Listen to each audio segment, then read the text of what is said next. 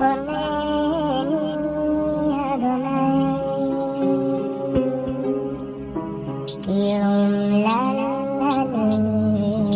familia, ¿cómo estamos?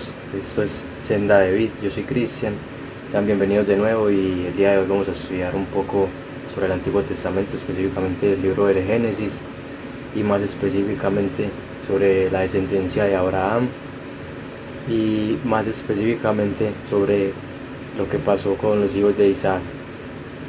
Bien, Isaac es el hermano de Ismael, hijos de Abraham, y Abraham fue el amigo de Dios, quien le prometió una gran descendencia, una gran nación, mejor dicho, grandes descendencias y grandes naciones surgieron de él como promesa y cumplimiento de la palabra de Dios hacia su pacto. Ellos hicieron un pacto, básicamente es uno de esos linajes que uno siempre puede relacionar al verdadero Dios. O sea, se puede decir, o se suele decir, de hecho, el Dios de Abraham, el Dios de Moisés. A ese nivel de importancia estamos hablando pues de pacto.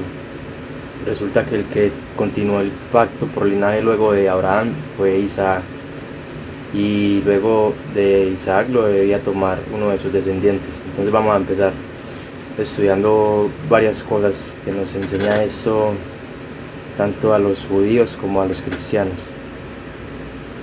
Vamos a ir directamente al 25, al Génesis 25, en el versículo 23, que es donde la madre de Jacob y de Esaú, que eran los hijos de Isaac, siente desde el momento en el que está en embarazo de los gemelos, que ellos iban a pelear, o sea, cosas de madres, no sé, desde el embarazo ya sentía que iba a haber una división entre ellos. Entonces fue y consultó a Jehová. Ahí podemos entender que oró, o podemos quizás también pensar que fue y se dirigió al lugar donde estaban los profetas o los sacerdotes y pidió un consejo. En todo caso, sea la vida que haya tenido en ese momento para comunicarse con Jehová, lo hizo y recibió una respuesta.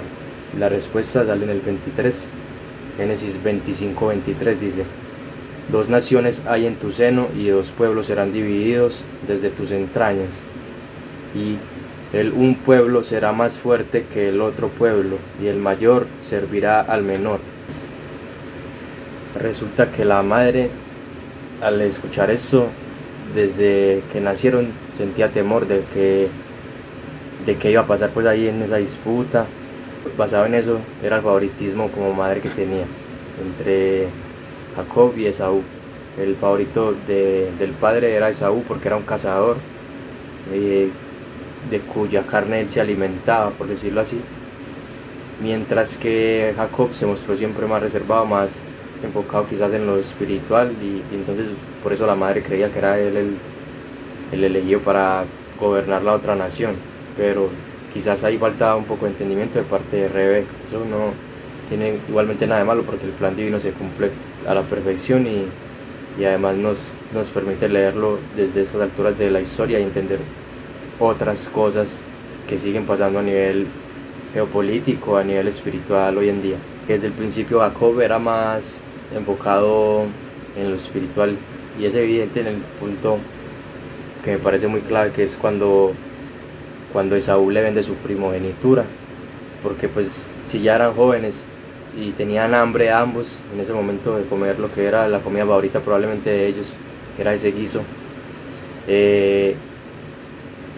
porque él prefiere aguantar hambre a cambio de una primogenitura que era más bien de un patriarcado espiritual, porque él tenía sus prioridades bien ordenadas quizás en ese sentido, y por eso en ese sentido era justo que le sirviera Esaú a Jacob. Pero vamos a revelar otro pequeño misterio en este capítulo, y es que en el 25 dice: y salió el primer rubio, y era todo velludo como una pelliza, y llamaron su nombre Esaú. Rubio, que viene, si no me equivoco, del hebreo Admoni, se usa igualmente para referirse a David, y lo más probable es que signifique saludable, bíblicamente hablando. Bueno, eso es un pequeño misterio ahí. Pero entonces vamos a avanzar un poco hacia el capítulo 27 en el versículo 13. La madre de Rebeca de Jacob, cuando le está ayudando para que vaya y engañe a Isaac para llevarse la bendición de él, ella le dice: hijo mío, sea sobre mí tu maldición, solamente obedece mi voz y tráemelos. Esa disputa, más que culpa, era por respeto a lo que ella había recibido como promesa de Dios. Entonces a veces uno puede tener el llamado y conocimiento de lo que va a pasar, pero quizás el no saber mantenerse de una manera discreta esperando ese momento y ese propósito y ese kairos y ese cronos, ahí es donde uno interviene a mal en sus procesos. Eso es lo que quería opinar respecto a esto. Y también ahí hay otra cuestión.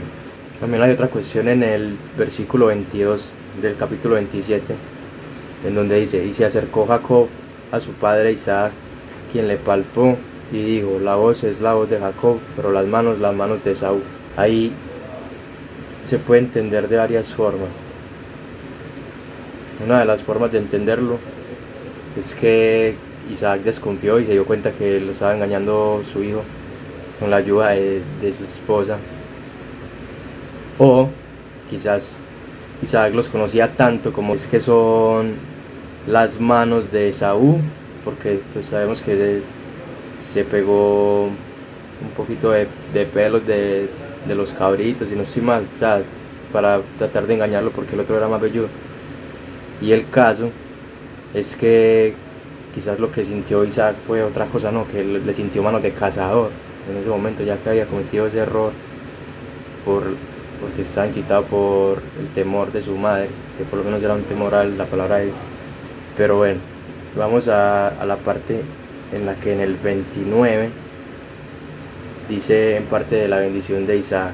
Y recordando lo que quería decir, que es muy importante acá, que es lo que quería tanto la madre para Jacob, era la bendición de Isaac, que Isaac era el que tenía la línea del pacto en ese momento con Jehová. Entonces era muy importante quién iba a tener esa bendición, ya que era en presencia de Jehová mismo, y por eso para Isaac era un momento tan valioso, y por eso había tanta importancia en esa parte de la historia en la que estaba muriendo Isaac, y tenía que mantener ese pacto vivo en uno de sus hijos. Normalmente era con el primogénito, pero no siempre, como vemos pues en esta historia. Entonces dice en el 29: sirvante, pueblos y naciones se inclinan a ti, sé Señor de tus hermanos, y se inclinen ante ti los hijos de tu madre, malditos los que te maldijeren. Y recordamos en el 13 que la madre decía: sea sobre mí tu maldición. Entonces muchas veces tenemos que tener mucho cuidado con lo que decimos, y mucho más si estamos en términos espirituales. Pero me parece resaltar algo que quizás los hermanos judíos no han tenido en cuenta, y es que ellos siguen luchando por una primogenitura, cuando quizás lo que está buscando Dios es alguien que no necesariamente sea experto cazador, sino que tenga el respeto y priorice el otro tipo de caza, que sería la espiritual. Pero aún así podemos saber que en el capítulo 33, ninguna de las dos naciones resulta dividida, sino que, cumpliendo también con la palabra en la bendición que se le da a Esaú, se descarga el yugo de la cerviz, o sea, ya deja de tener que servirle el pueblo de Esaú a Jacob, porque se encuentran, se perdonan, y pues realmente el pueblo de Esaú siempre fue destinado a usar su espada, mientras que el de Jacob empezó en su cimiento, priorizando mucho más lo espiritual. Vamos a analizar varias cosas de esto en cuanto a los errores humanos que hicieron que el plan divino tuviera que ser como fue. Y es que, por ejemplo, Rebeca incita por temor al plan de Dios a su hijo a engañar a su padre y a su hermano. Pero también Bueno, Isaac en esta parte de la historia me parece que no comete ningún error, además de no haber corroborado cuál era la persona que estaba bendiciendo, pero pues estaba ciego.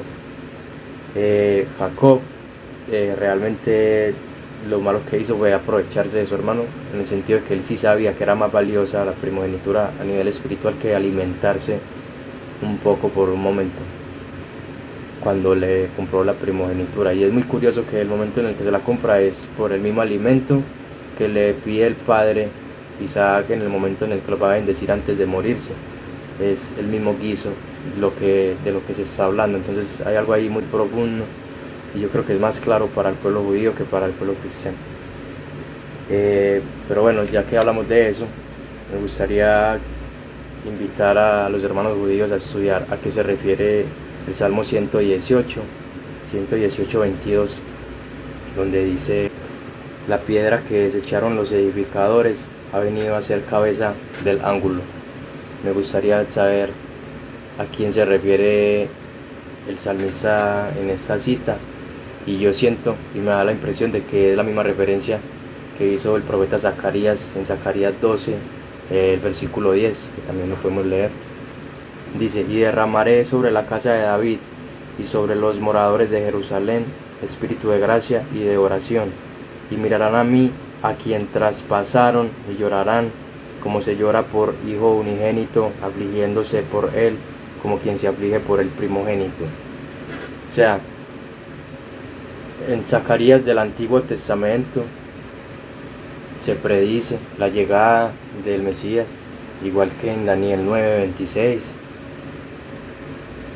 Los fariseos lo matan, revive, se escribe todo, se confirma que está, digamos, confirmada en hechos de él la palabra de los profetas, y se sigue diciendo que él no es el esperado, que porque no vino y concilió todo. A nivel espiritual sí lo hizo. Bien, se espera la segunda llegada como rey, donde acabe con todos los conflictos que están generando los que no han entendido que él llegó a nivel espiritual. Geopolíticamente sabemos que hay mucha más corrupción, aparte de la que es evidente. Y vamos a estudiar igualmente Daniel 9:26.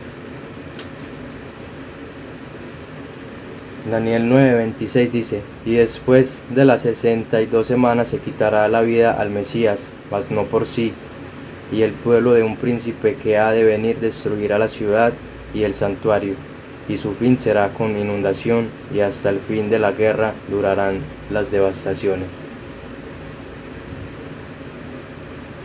Que tenga oídos para escuchar, que escuche. Que Dios los bendiga.